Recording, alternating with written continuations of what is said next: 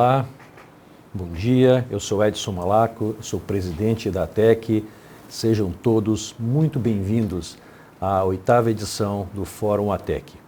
Evento esse que realizamos anualmente, reunindo todos os agentes sociais, empresas, governo, academia, cidadãos, para debater sobre tecnologia, inovação e seus impactos na nossa sociedade.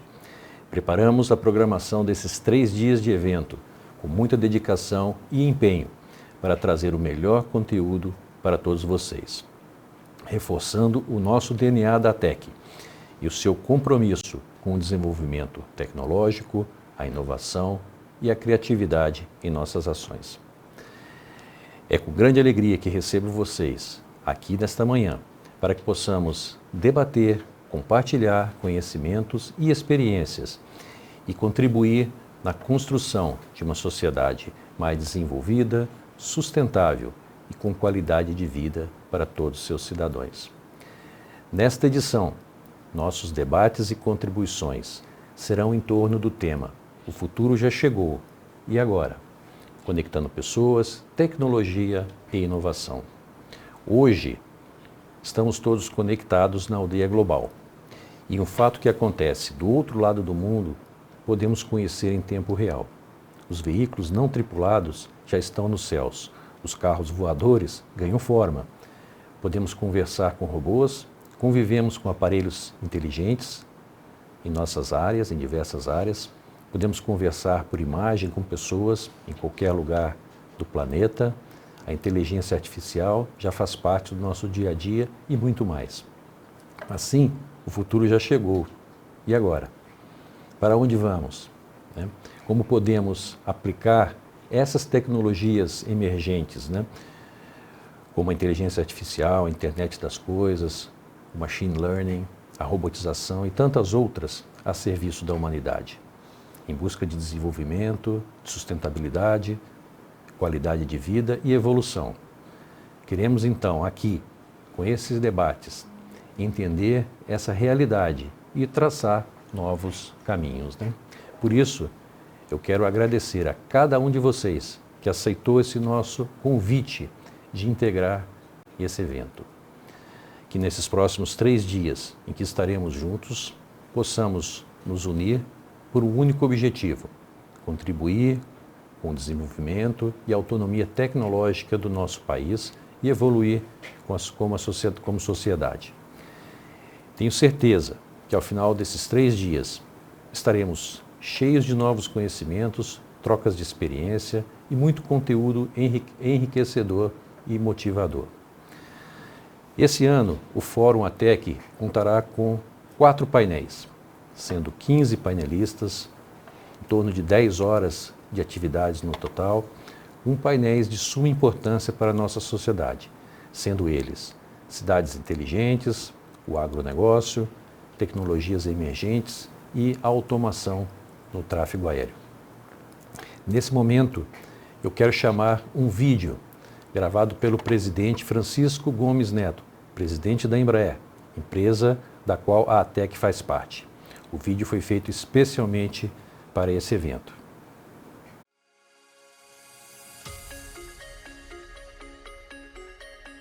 Caros amigos, colaboradores e participantes do 8º Fórum ATEC. Bom dia a todos. É uma grande satisfação estar aqui com vocês na abertura deste importante evento promovido pela ATEC, uma empresa do Grupo Embraer, especializada no desenvolvimento e integração de sistemas. O Fórum ATEC já entrou para a agenda anual das empresas, academias, governos e de muitos de nós, com o objetivo de ser um canal para a troca de conhecimento e experiências, fomentando importantes discussões sobre tecnologia, inovação, evolução, desenvolvimento sustentável e qualidade de vida. Sim, o futuro já chegou. Como diz a temática desta edição, precisamos debater e agir juntos para conectar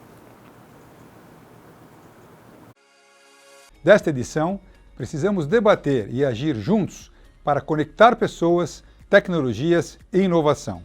A Embraer, bem como a ATEC, têm sido pioneiras das transformações e nos orgulhamos de termos as pessoas, tecnologias e conexões certas.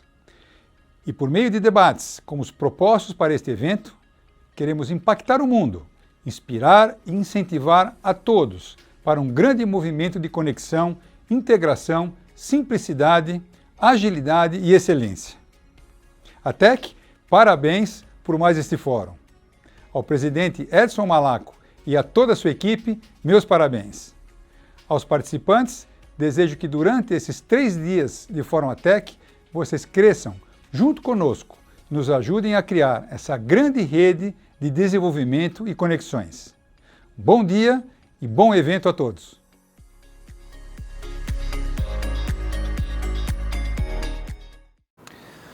Obrigado, Francisco, pelas suas palavras.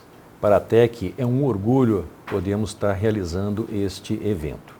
Nesse momento, eu queria também passar a palavra ao recém-nomeado presidente da Embraer Defesa e Segurança, Bosco da Costa Júnior, a quem eu agradeço antecipadamente por participar conosco deste evento.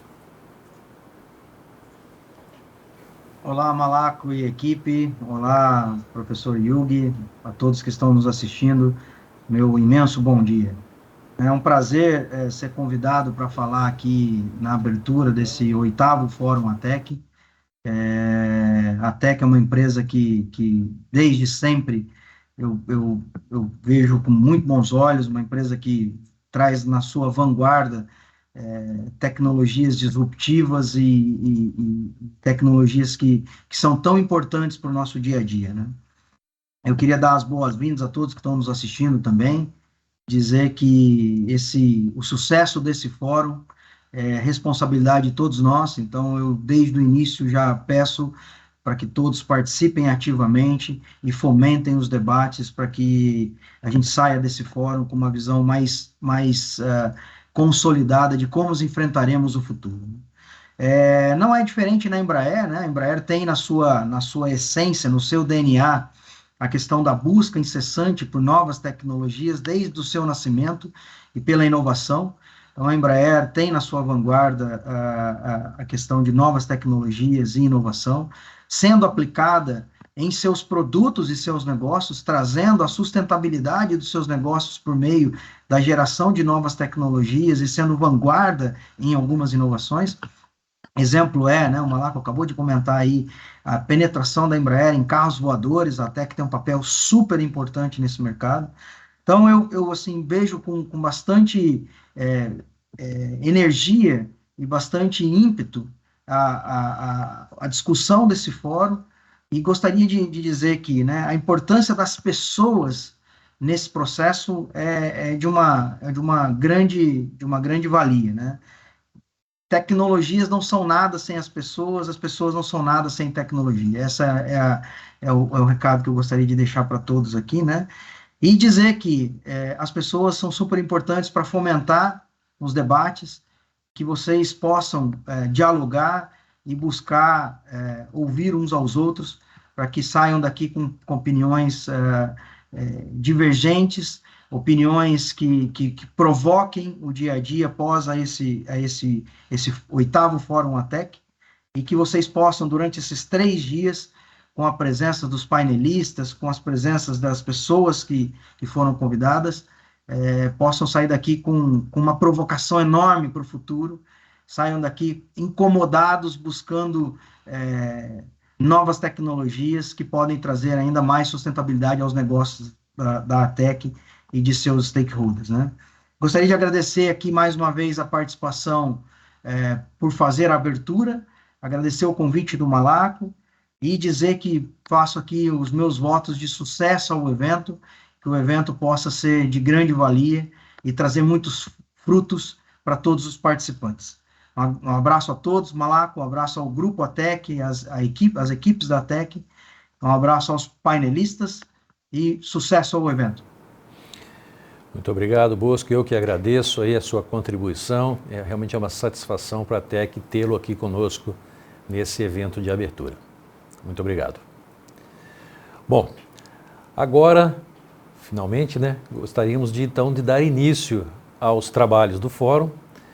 E para isso teremos uma palestra de abertura com o especialista em ecossistemas de inovação, professor Ricardo Iog, que falará sobre o futuro que já está aqui e a importância das conexões entre pessoas, tecnologia e inovação.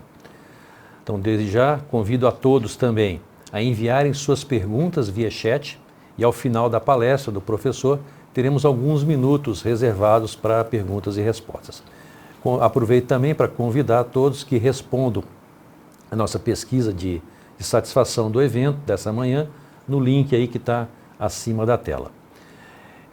Então, aliando experiência empresarial em negócios inovadores com a sólida formação e atuação acadêmica, o professor Ricardo Iog colabora na integração do ecossistema de inovação, academia, governo e indústria para promover impactos sustentáveis nos negócios, na indústria e na sociedade. Ele é autor do Framework de Inovação Modelo Aberto, que é adotado por empresas, escolas e negócios e hubs de inovação e atua em diversas frentes, apoiando a inovação de empresa e instituições. Professor Ricardo, é uma grande satisfação tê-lo aqui hoje conosco. A palavra é toda sua.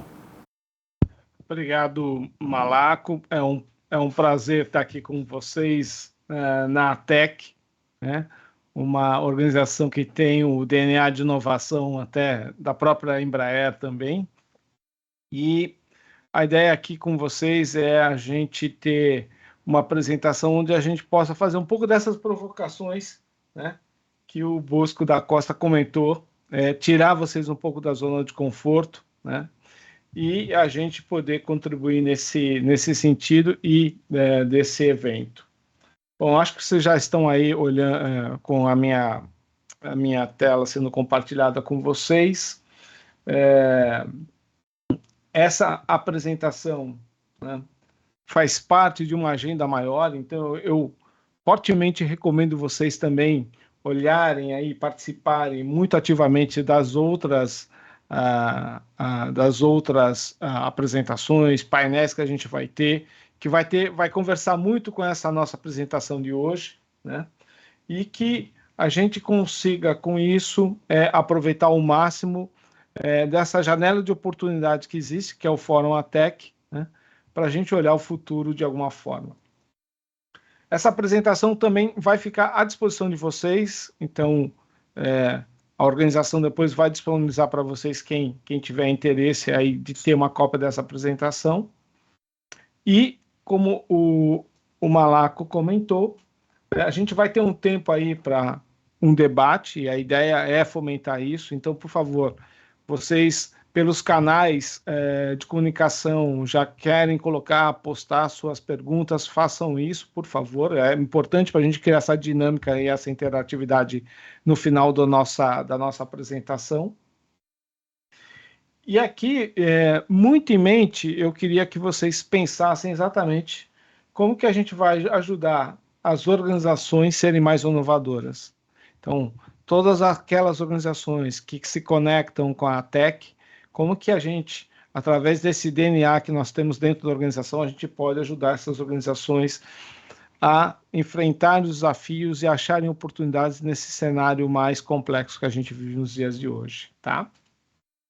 Muito bem, então, esse é o recadinho inicial.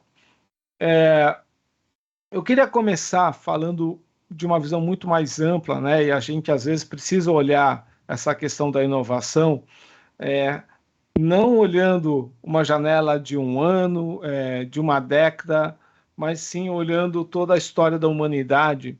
A gente vai enxergar que sempre a humanidade teve seus desafios.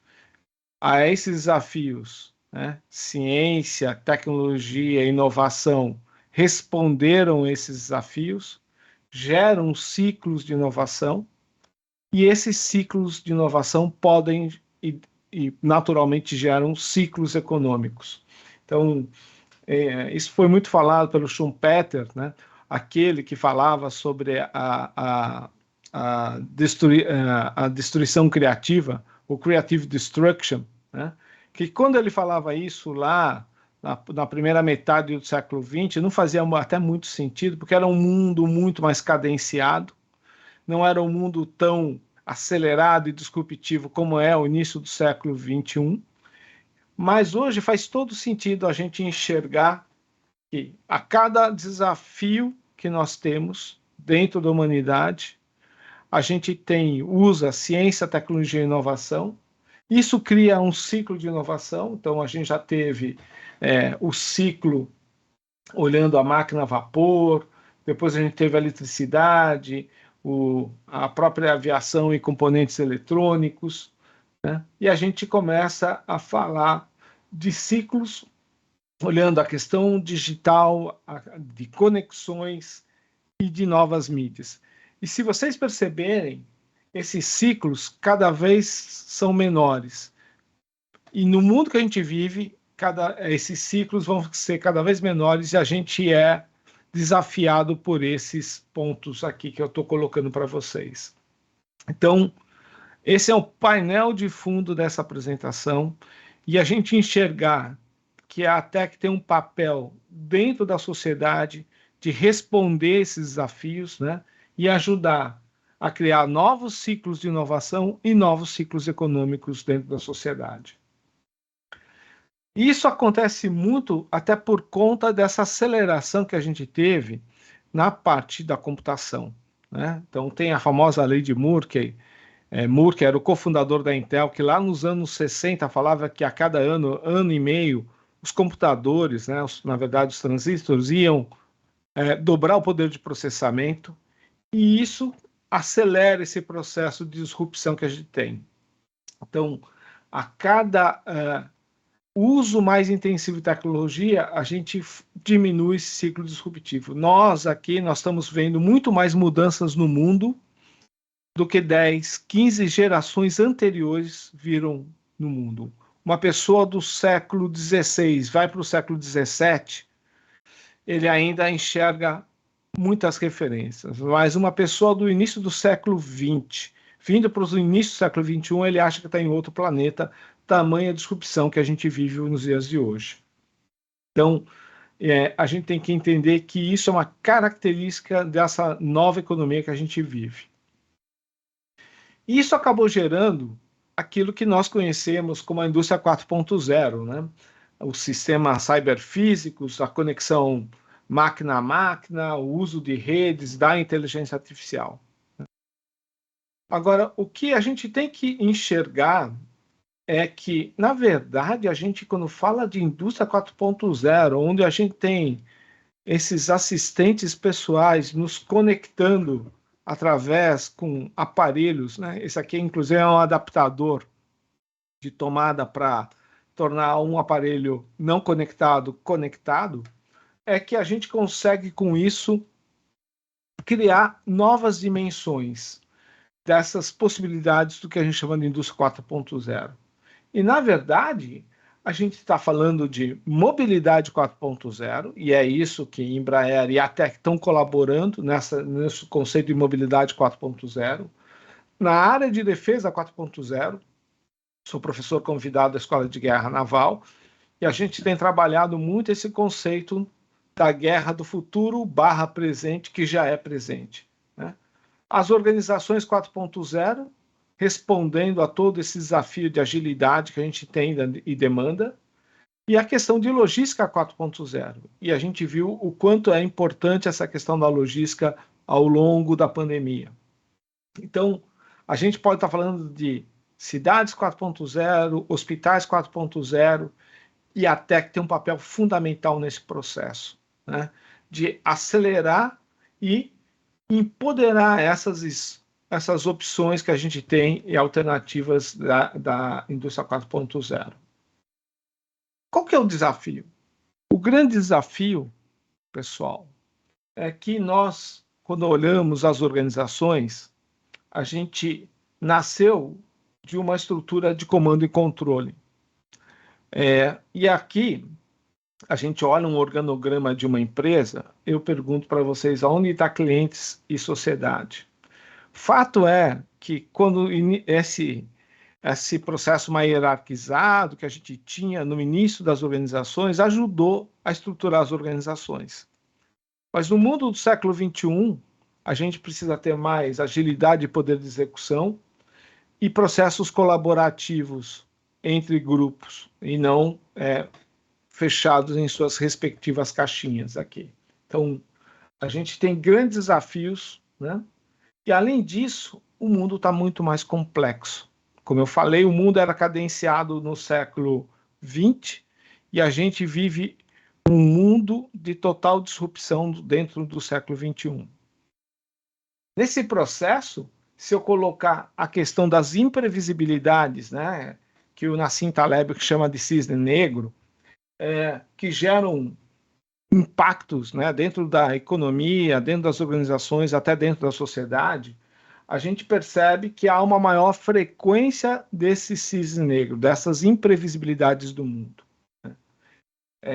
Pode ser uma questão ambiental, como foi a questão de Chernobyl, o escândalo financeiro, como foi o caso da Enron, a crise de 2008,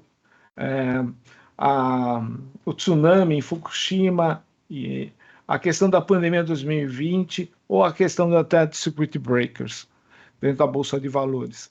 Então, nós somos confrontados diariamente com imprevisibilidades que podem gerar impactos. E se a gente não enxergar o poder da inovação nesse sentido, e como que nós devemos trabalhar com a inovação das organizações, a gente pode sumir dentro desse processo. Outra questão super importante é a digitalização, né? Existe o conceito do digital vortex como se fosse um grande tornado, um grande furacão, onde atrai tudo para o seu epicentro. Todo o setor, todo o mercado que pode ser digitalizado, será digitalizado, né? É uma questão de tempo. Então, a gente percebe que isso está transformando a manufatura, a área de construção, transporte e logística, a área de saúde, a área do varejo, telecomunicações. Então, a digitalização, inclusive no processo da pandemia, como vocês perceberam, acelerou de forma bastante significativa. E isso está gerando uma grande transformação no mundo que nós vivemos. Então, esse é o contexto, o pano de fundo que está gerando aquilo que alguns autores, como Steve Pinker, que é um professor da Harvard, chama do novo iluminismo. O que a gente vive hoje é mais ou menos aquilo que a gente vivia naquele momento do iluminismo. Talvez é uma única referência que nós temos na história do mundo do momento atual, né? Esse momento que nós vivemos vai estar nos livros de história daqui a 100 anos, né? Mostrando como que as organizações acabaram se transformando, né, através de inovação e tecnologia. E isso estrutura aquilo que a gente chama da nova economia, né?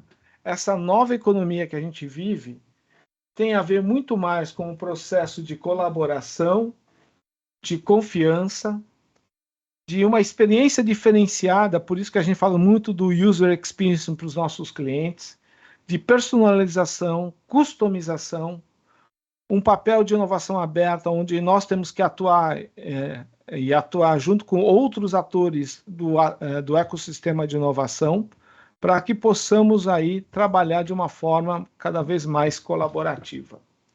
E onde a relação com os nossos clientes não é mais transacional, mas sim relacional. Estabelecer relações de confiança, relação de longo prazo. Isso aqui é interessante, pessoal, para trazer para vocês.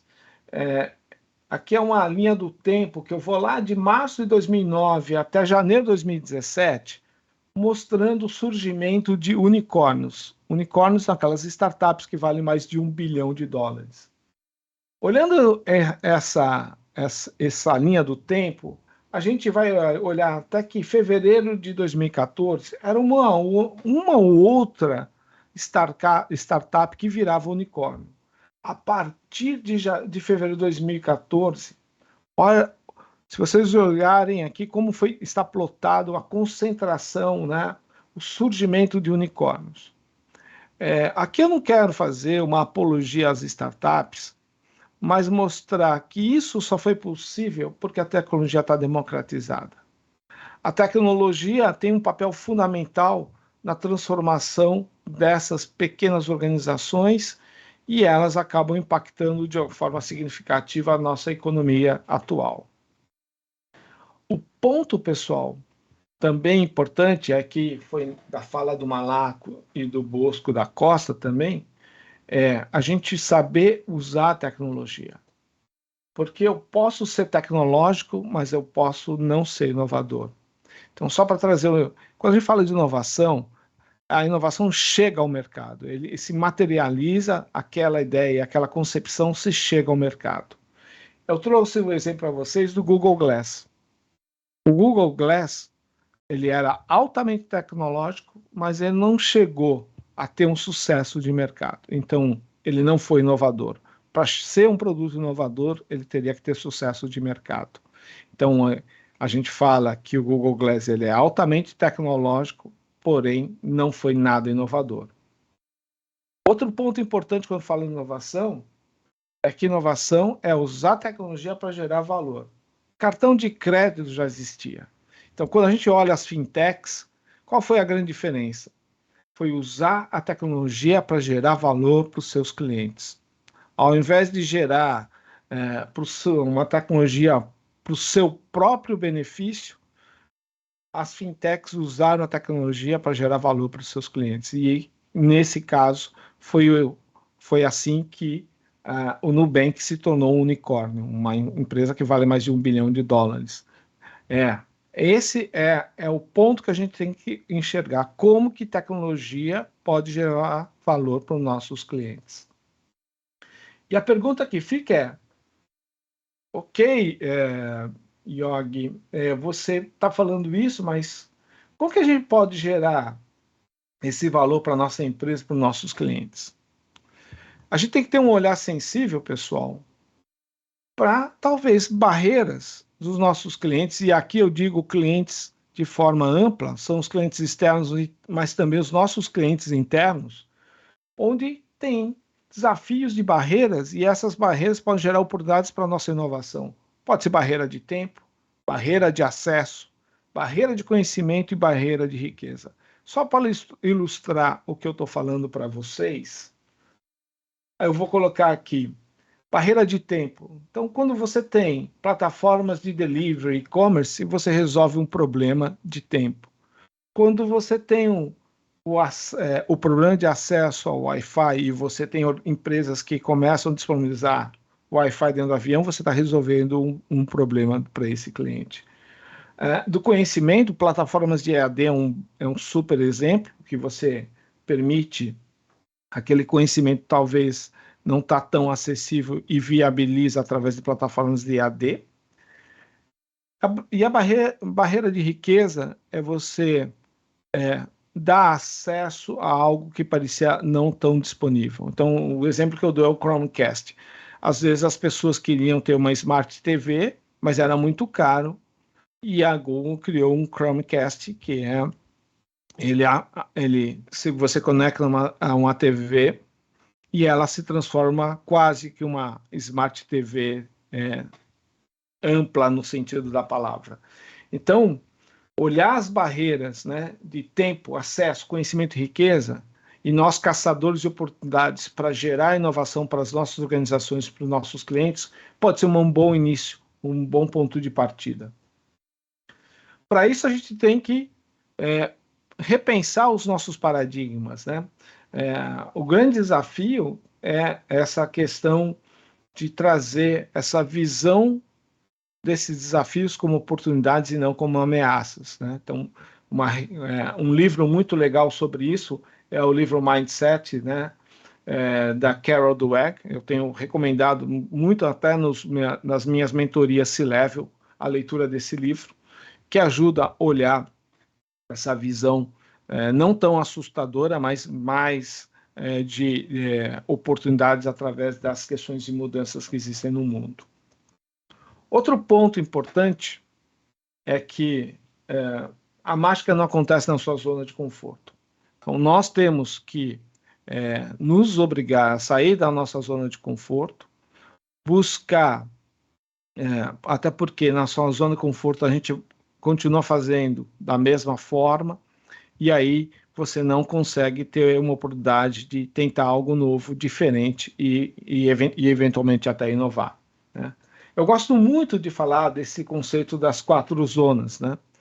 A nossa zona de conforto, a gente tem baixo risco, é seguro, né? E a gente tem um relativo controle, mas a gente percebe que, por tudo que acontece no mundo, a gente está sendo sempre tirado da zona de conforto.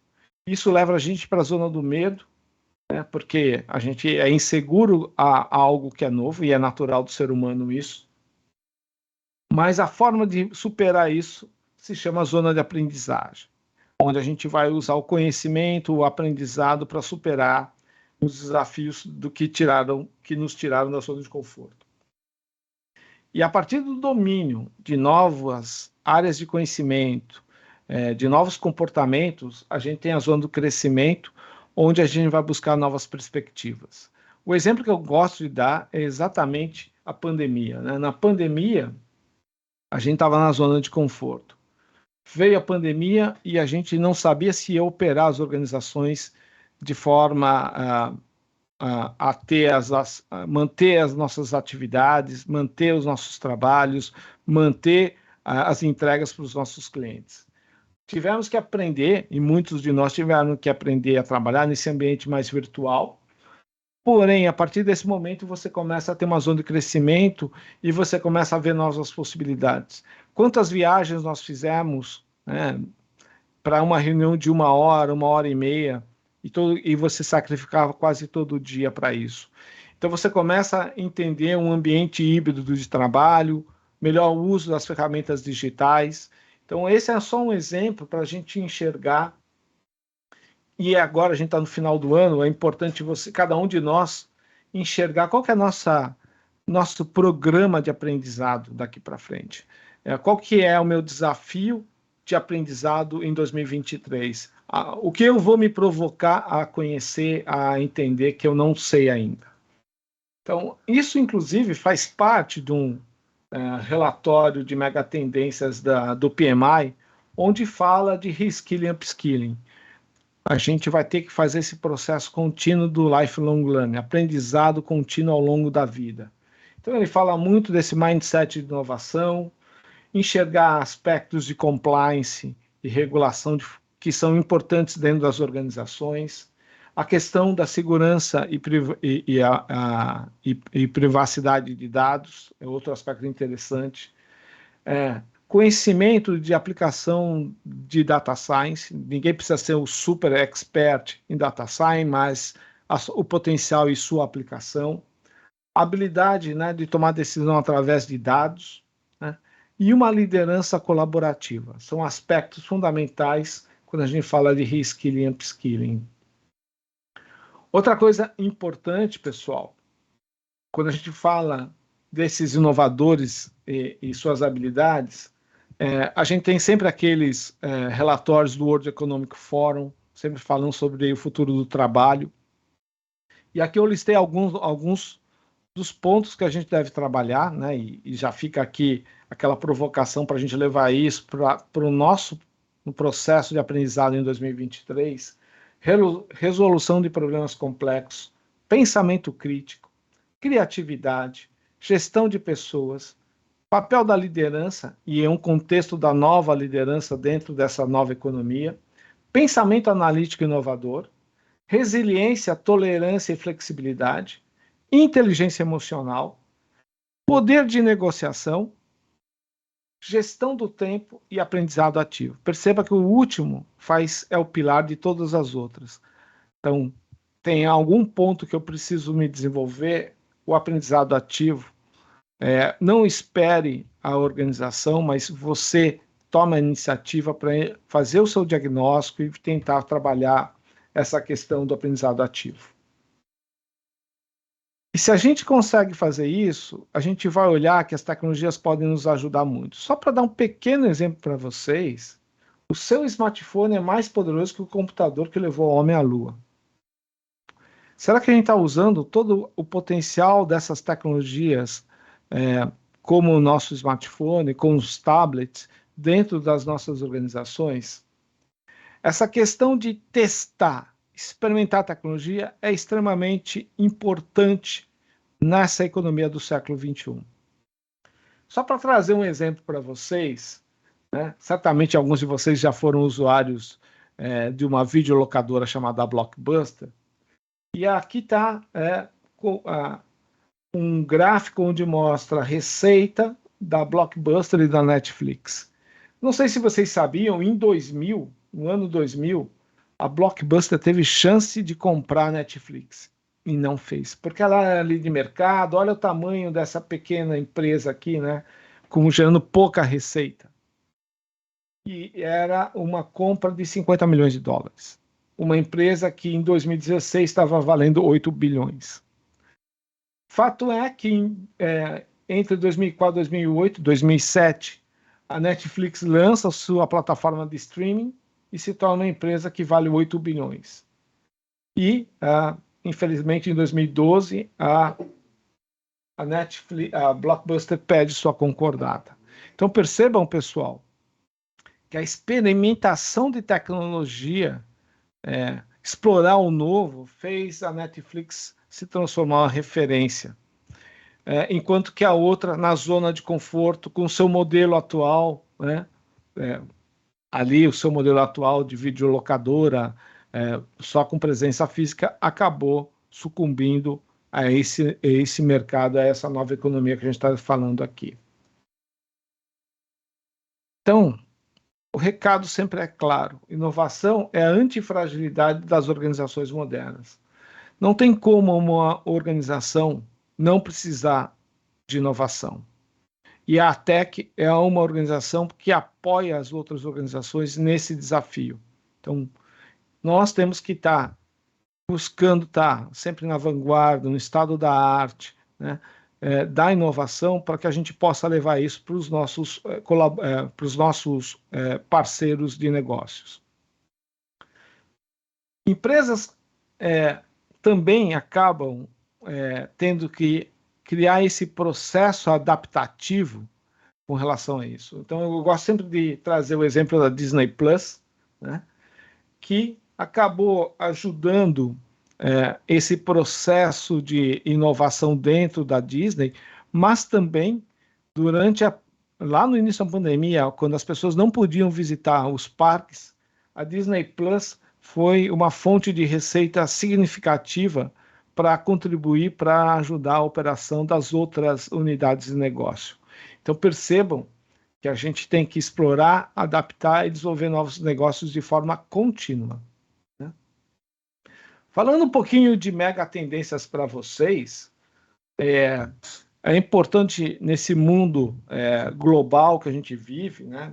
Malaco falou um pouco sobre isso na sua fala inicial, entender que esse tabuleiro geopolítico no mundo global gera algumas janelas de oportunidades e podem gerar ameaças. O que eu quero trazer para vocês é que, nesse processo da pandemia, a gente percebeu que havia um excesso de concentração de produção em alguns países, principalmente os asiáticos. E muitas empresas e muitas organizações repensam esse modelo. E a gente, como país, olhando o Brasil, a gente tem uma janela de oportunidade de se candidatar a ser uma alternativa a essa alta concentração de produção, né, que aconteceu nos países asiáticos aí. Então, é um olhar que a gente pode enxergar a oportunidade desde que a gente mostre condições de ser um player global. Então, a gente tem que ter uma visão global, né, e serviços world class daqui para frente. Outro ponto de tendências são as tecnológicas. Então, a gente ficar enxergando, mapeando tendências, isso aqui é um exemplo de escala de maturidade tecnológica, chamada TRL, feita pela NASA, onde você vê a tecnologia no seu momento inicial e ela pronta, sendo escalada e chegando no mercado. Quando você começa a ter uma régua de maturidade tecnológica, você sabe qual tecnologia, em que fase que está e o que ela precisa para saltar e chegar ao mercado. Então, aqui você começa a ter uma forma de medir o nível de maturidade tecnológica. Então, o TRL é um modelo importante aí, muito usado por várias organizações, inclusive Embraer, né? Eu acho que a TEC também usa em alguns desenvolvimentos. E mapeamento tecnológico, também uma dica, uma sugestão, sempre é, por exemplo, ficar olhando os relatórios do Gartner Group falando sobre o Hype Cycle, né? Onde ele tenta buscar o mapeamento de tecnologias emergentes e a gente saber se aquela tecnologia já está em condições de uso, se ela é uma tecnologia bastante promissora, mas eventualmente pode ser que ela não vingue no futuro, né? Se a gente olhar a referência que eu já dei para vocês do Google Glass, a gente enxergar as possibilidades que a gente tem a partir de, inclusive esse ano, né, final desse ano, início do ano que vem, a consolidação de uma rede 5G dentro do Brasil, onde a gente vai diminuir latência, aumentar a velocidade, então isso vai gerar novas oportunidades de negócios, inclusive para o próprio Grupo ATEC. A questão de usar o IoT, que a gente estava falando, com a inteligência artificial, então para veículos autônomos, novas gerações de AVGs, que estão dentro das organizações, fazendo o transporte interno de materiais e suprimentos. E a gente também olhar para a questão de uma provocação que eu sempre falo, que são novos modelos de negócio.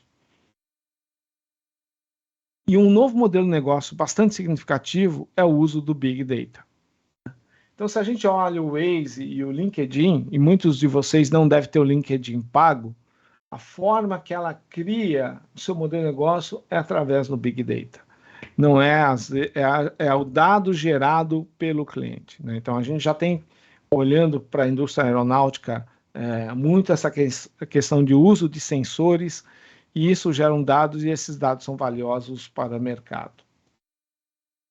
Ou modelos, né, mais simples que eu falo aqui, inclusive aqui, esse aqui é um exemplo já bastante consolidado da Brastemp, onde você não compra mais esse filtro de água, você faz o programa de assinatura, né? E isso gera a fidelização do cliente a médio e longo prazo. Então, e ele consegue ter um relacionamento maior e com isso começa a oferecer outros produtos da marca para aquele cliente. Outra grande tendência, pessoal, serviços. Serviços daqui para frente vai ser um ponto fundamental até nessa construção de relacionamento com o cliente. Então, aqui tem um exemplo do Renault Twingo elétrico e com programa de assinatura, né, focando muito essa questão de não só do produto, mas a questão de serviços agregados.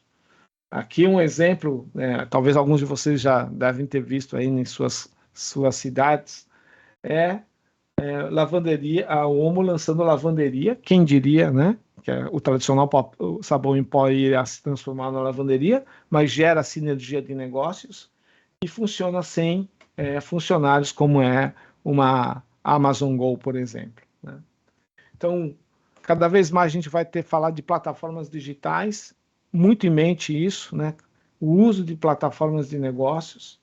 Então, aqui um exemplo que eu trago para vocês, muito disso, compartilhamento de dados, né? E aí começa a questão do Open Bank como uma forma de uso. E na área de energia, o conceito de Smart Grid, né? Onde as plataformas vão estar gerenciando, né, a questão de consumo, mas a produção de energia e esse mercado dinâmico de energia que a gente vai ter.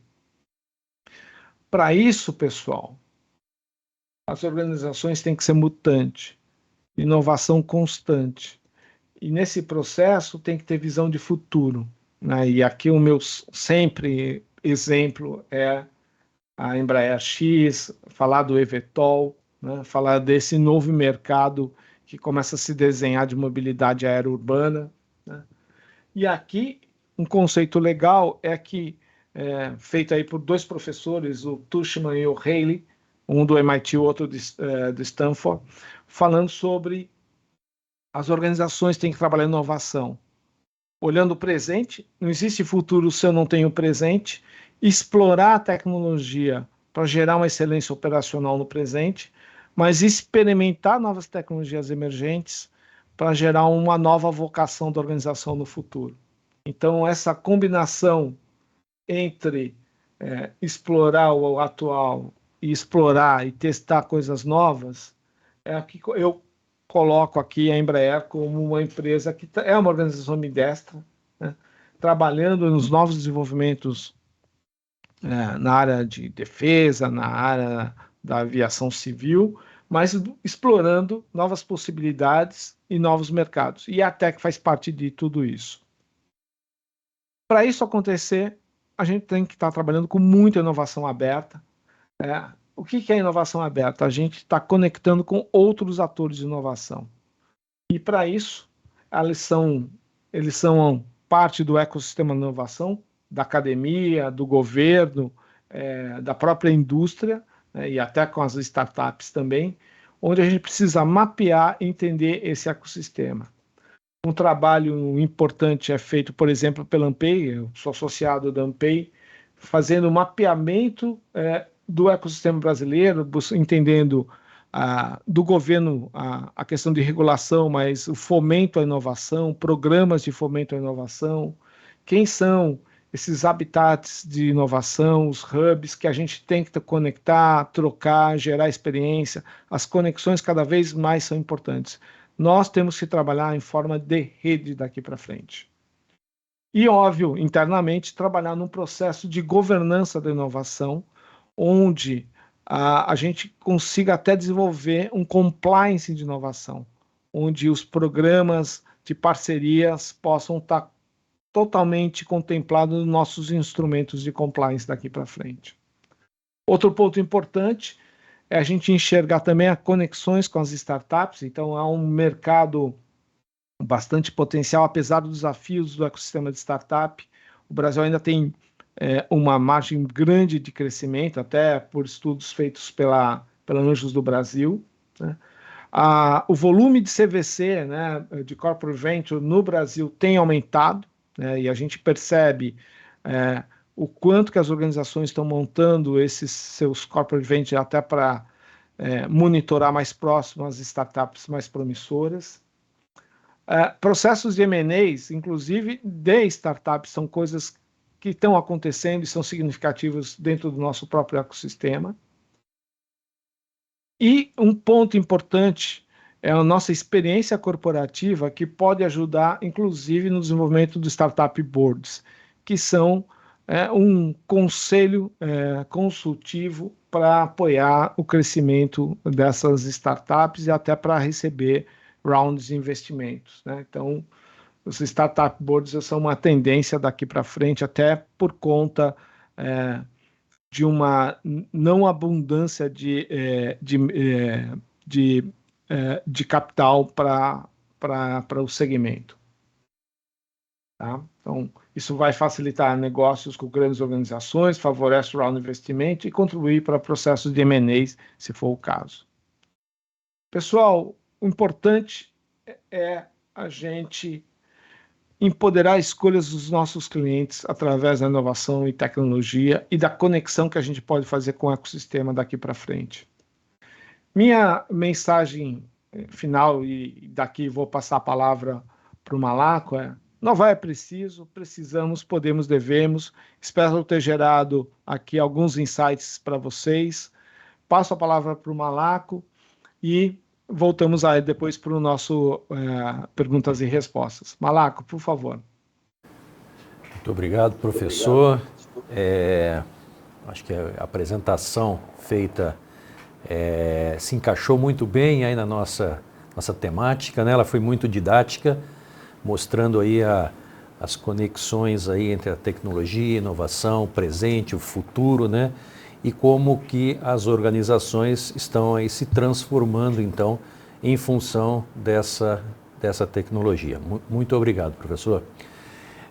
Vamos passar, então, para para nossas perguntas e respostas, né, feitas aqui pelo chat. Eu agradeço aí a todos que enviaram perguntas, né, nós vamos ter que escolher algumas por conta do tempo, né, e que também desejaram sucesso ao evento aí.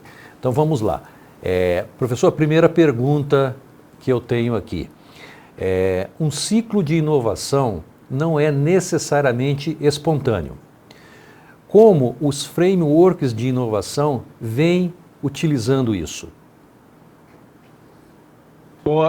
Bom, primeiro agradecer aí a pergunta. A inovação é um processo que a gente constrói de forma muito bem planejada dentro das organizações. Então, sim, a questão não é espontânea. Eu costumo dizer que a inovação não é bem aquele conceito Thomas Edison, 99% de transpiração e 1% de inspiração.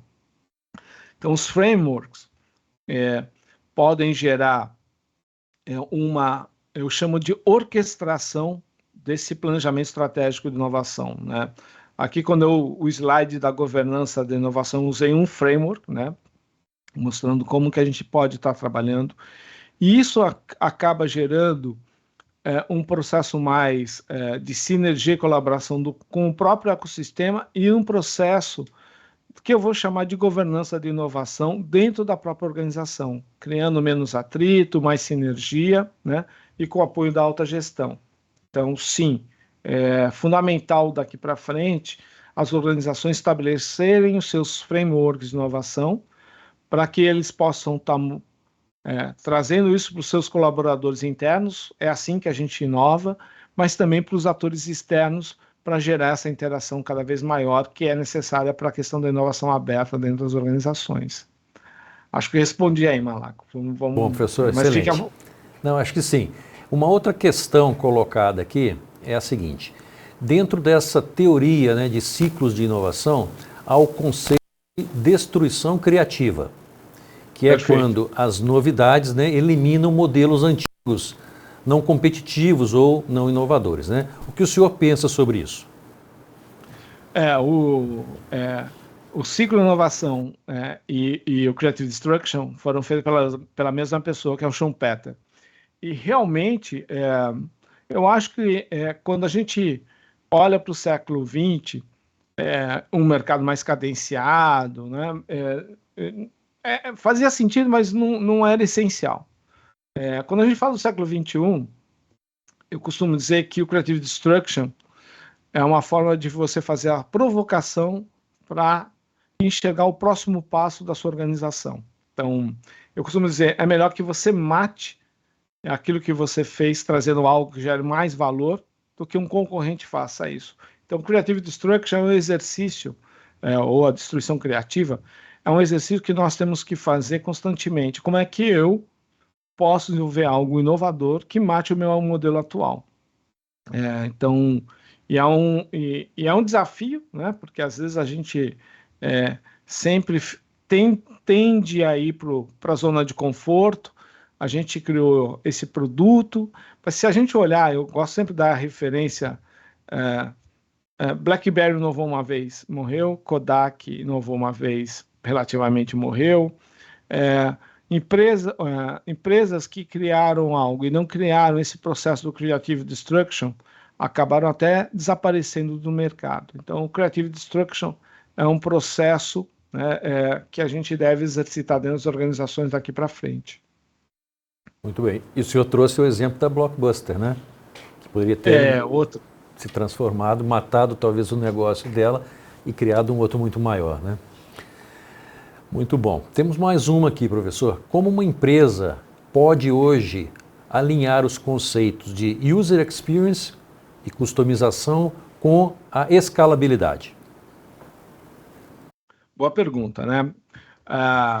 Parece que são duas coisas antagônicas a gente falar de customização, user experience e a questão da escalabilidade.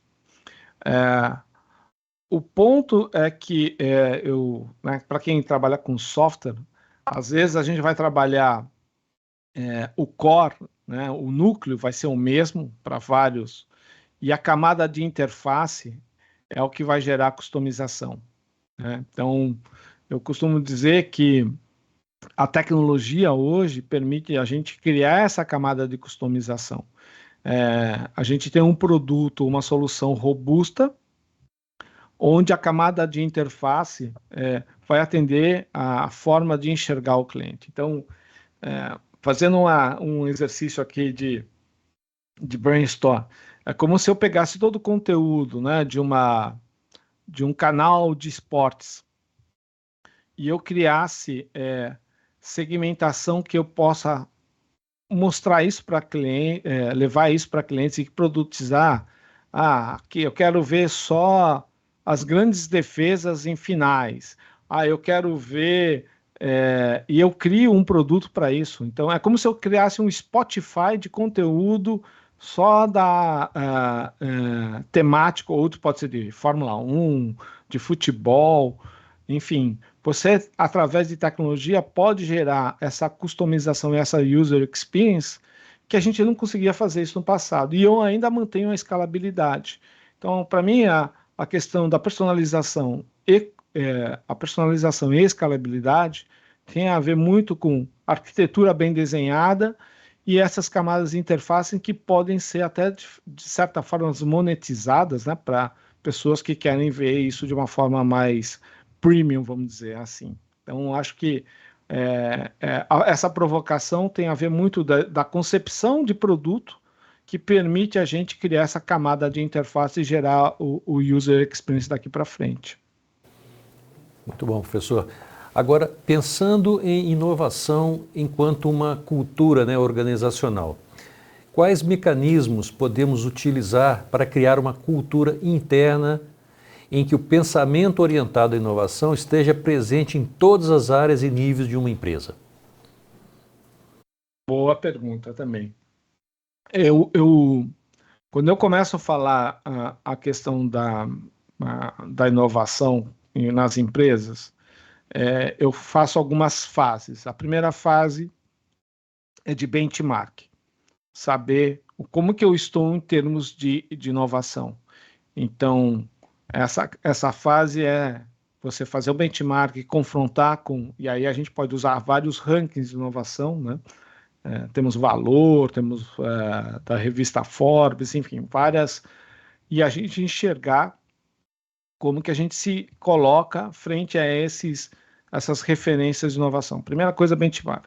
Segundo, o diagnóstico daquilo que a gente viu, os pontos que a gente tem de melhoria que a gente pode estar desenvolvendo dentro desse contexto de inovação.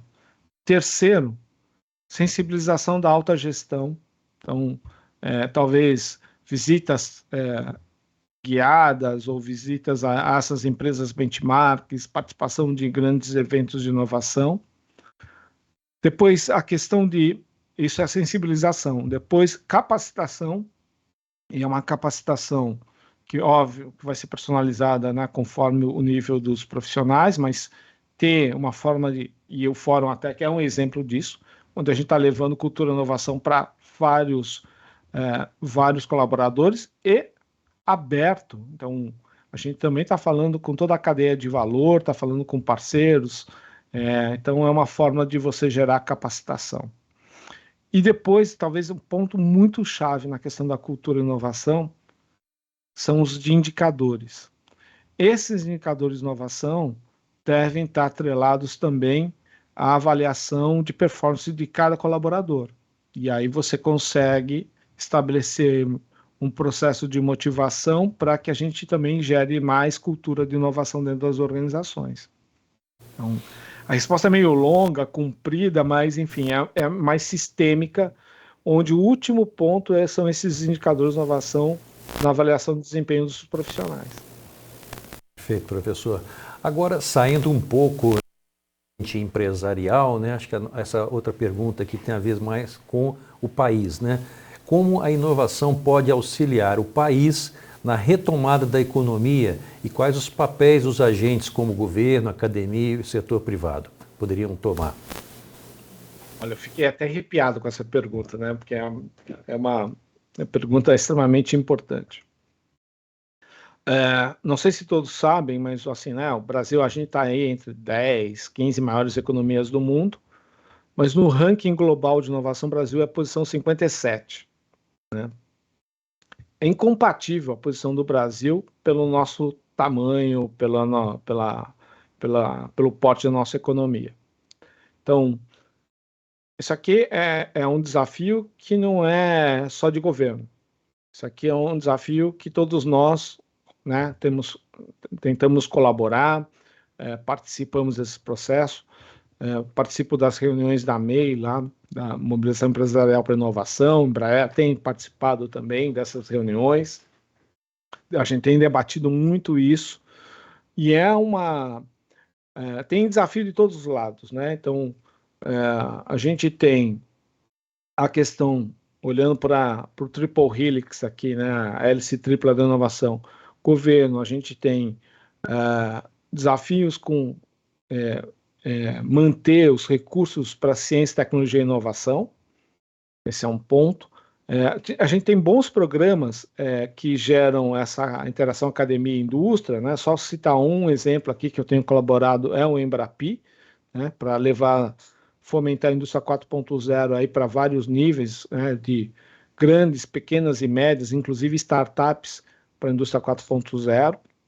Mas a gente tem trabalhar ainda muito a questão da regulação, facilitação e blindagem dos recursos de ciência e tecnologia. Olhando para a academia, um olhar mais próximo da indústria, eu acho que essa sinergia gera valor, inclusive para a graduação, onde há um contexto de aproximação de futuros profissionais com o mercado, com empresas. Então, a gente trabalhar cada vez mais como ciência e tecnologia pode ser até uma fonte de recurso para a própria universidade. Só para citar para vocês, né, eu colaboro muito com a PUC do Rio de Janeiro, na parte de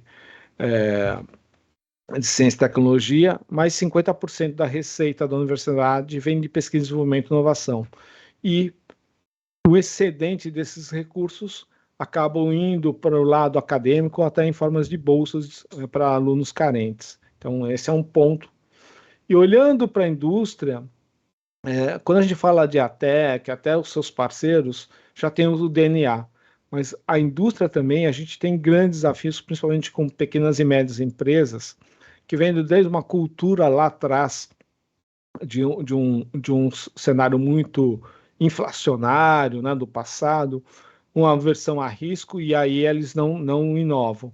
Mas o que está acontecendo, está tendo aí nessas empresas também as mudanças geracionais, e isso está mudando. Mas a gente tem grandes desafios aí para fazer a comunhão desses atores, para a gente sair dessa posição 57 que é incompatível pelo tamanho do nosso país. Por que a gente tem que fazer isso, olhando a organização? Para a gente atrair investidores externos também, para botarem centros de pesquisas, áreas de inovação dentro do nosso país. Então, é um trabalho que nós todos temos que estar envolvidos de uma certa forma aí. Mas gostei muito da pergunta, mas é um grande desafio. Muito bom, professor. Acho que com essa a gente encerra também essa nossa sessão aí de perguntas e respostas. Eu gostaria de realmente agradecer imensamente, professor, a sua participação conosco nessa manhã. Os pontos colocados aqui, com certeza, foram de grande contribuição aí para os nossos debates nos próximos dias, né?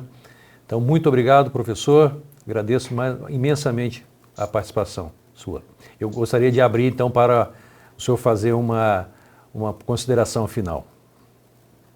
Bom, eu gostaria, primeiro aqui, agradecer imensamente a ATEC pelo convite, e aqui falar para todos nós aqui que estamos presentes, e não deixem de assistir as outras apresentações, painéis que teremos aqui no Fórum ATEC. Muitos vão gerar muitos insights e informações valiosas para vocês daqui para frente.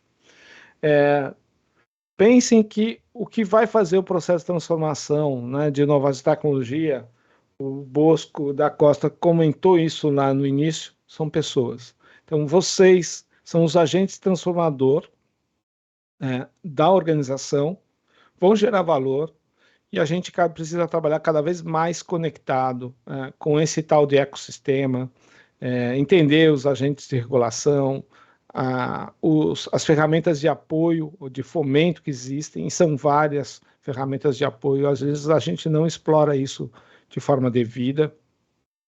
A gente enxergar também uma aproximação da universidade. E outro ponto importante é que, no contexto do ESG dentro das organizações, a inovação pode contribuir tanto nas questões ambientais, nas questões sociais e, inclusive, de governança. Então, quero desejar boa sorte a todos aí durante o fórum, que gere muitos insights, e a gente sempre fica à disposição aqui, Malaco, para poder colaborar com vocês. É sempre um prazer. E que essa apresentação também fique disponível aí para o pessoal, quem quiser ter acesso. Obrigado. Muito obrigado mais uma vez, professor.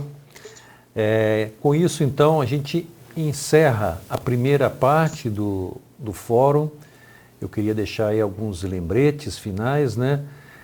Primeiramente, lembrando aí da pesquisa, que nós gostaríamos também de ouvir a opinião de vocês no link que está disponível aí. Aproveitar e responder uma das perguntas também com respeito se o fórum está sendo gravado e vai ser disponibilizado. Sim, estamos gravando e vamos disponibilizar. Nos acompanhem então aí pelas redes sociais e principalmente lembrá-los então que nós estaremos de volta hoje às 14 horas, né, com um painel muito importante, né, que são Cidades Inteligentes, uma jornada rumo à sustentabilidade. Contamos então com a participação de todos vocês. Agradeço aí a presença e a participação de todos. Um bom dia, espero vê-los então na parte da tarde. Muito obrigado e até mais.